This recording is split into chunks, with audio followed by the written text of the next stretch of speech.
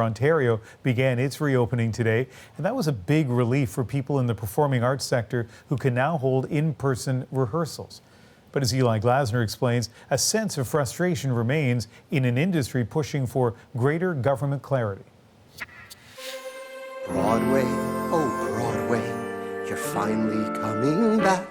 In the U.S., they're already celebrating the return to Broadway. Life ain't easy. Life ain't fair. Girls gotta fight for right. Toronto's Jewel Blackman will be there when the musical Hadestown is the first to reopen in New York.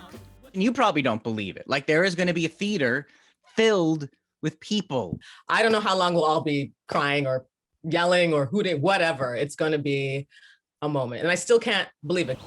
But in Ontario, there's still no clear path for how curtains are supposed to rise again. So far, only outdoor performances are allowed. Mitchell Marcus is directing the musical Blackout here this summer. It's so demoralizing. The devil is in the details, and the details are either wrong or absent.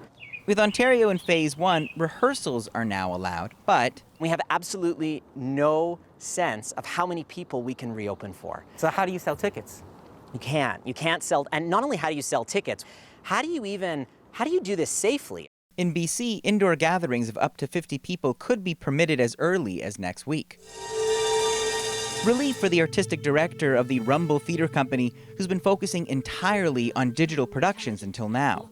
Interesting work, but it doesn't feel the same as a theater filled with people. All I can say is it's terrible. If it has any emotional weight to it, if it's actually impacting people, it's just shooting things into the void. I've not sung live since March 11th, 2020.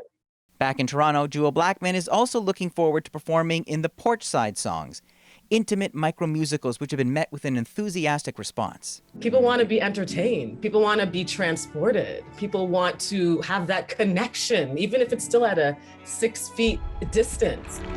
Connections theater fans have sorely missed. Eli Glasner, CBC News, Toronto.